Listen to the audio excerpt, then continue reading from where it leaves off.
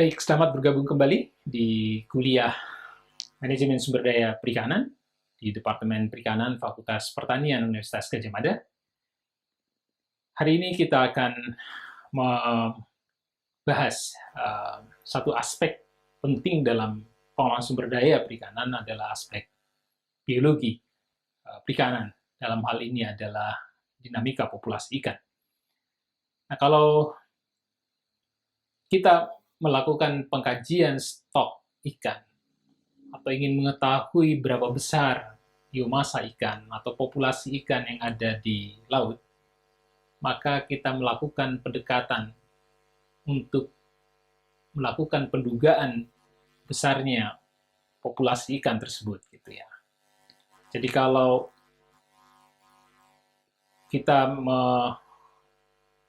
mengasumsikan, gitu ya, mengasumsikan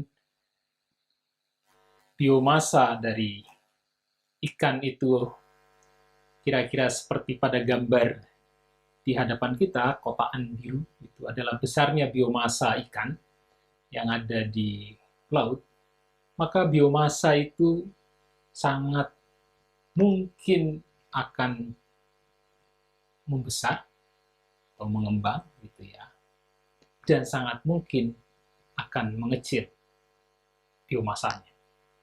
Nah, dinamika membesar dan mengecilnya biomasa itulah yang kita kaji dalam pengkajian stok atau pengkajian dinamika populasi ikan. Nah, kalau kita lihat gitu ya, biomasa itu sangat mungkin membesar gitu ya. Karena paling tidak dua faktor.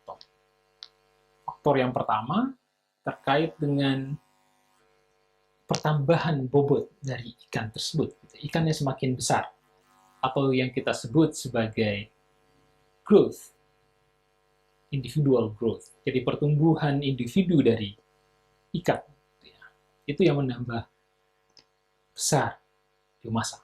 Yang kedua, karena adanya ikan baru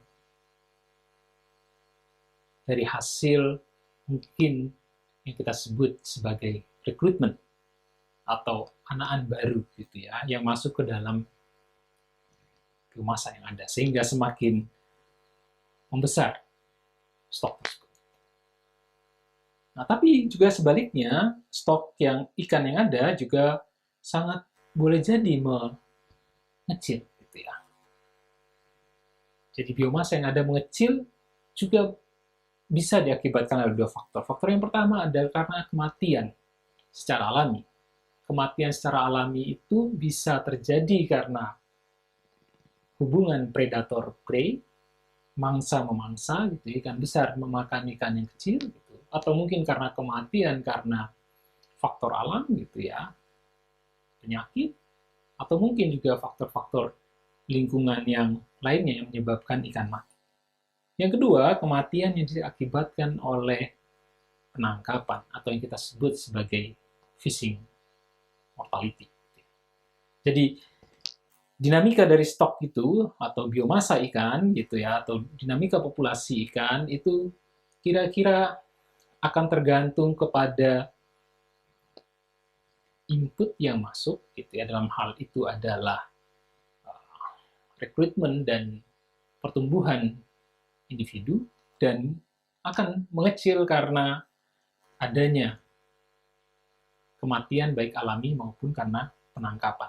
Nah, dari gambaran ini gitu ya, itulah yang menghasilkan model-model pengkajian stok. Ada yang kita sebut sebagai model yang statik gitu ya, dan ada yang kita sebut sebagai model yang dinamis. Model yang statik seperti misalnya model kurva atau model logistik yang nanti kita akan bahas lebih lanjut dalam pertemuan berikutnya, dan ada juga model analitis atau yang kita sebut dynamic pool model gitu ya. Nah, secara sederhana gitu ya, kalau kita gambarkan model itu sesungguhnya mencoba menyeimbangkan dua sisi gitu ya. Yang mungkin recruitment dan growth sulit kita atur gitu, tapi ada bagian yang bisa kita atur yang di sisi kanan kita, kematian, terutama kematian penangkapan. Nah, pengelolaan itu berbicara tentang salah satunya adalah yang terkait dengan bagaimana kita mengelola kegiatan penangkapan. Nah, model yang dibangun kira-kira kalau kita bayangkan secara sederhana dalam merumuskan satu modelnya nanti adalah kalau kita memiliki dua gelas, gelas satu sebelah kiri dan gelas yang satu sebelah kanan itu kita asumsikan ikan yang tumbuh dan rekrutmen tadi, gitu ya. Yang satunya karena kematian alami dan penangkapan. Kalau gelas ini bawahnya kita bolongi, gitu ya, lalu kita sambungkan dengan pipa, maka kalau kita isi air, tentu saja yang kita harapkan adalah adanya keseimbangan. Jadi air yang kita isi itu tentu saja akan kita temukan akan seimbang kiri dan kanannya. Nah, inilah yang model yang coba dikembangkan di dalam pengelolaan perikanan. Bagaimana ikan itu bisa tumbuh, itu ya, tapi juga bisa kita ambil, terutama dalam kaitannya dengan pengelolaan sumber daya adalah fishing mortality-nya bisa kita atur, gitu ya. Itu yang menjadi landasan utama kegiatan pengkajian stok ikan atau yang kita kenal sebagai stock assessment gitu ya, yang itu menjadi landasan utama bagi kita nanti mengembangkan model pengelolaan perikanan.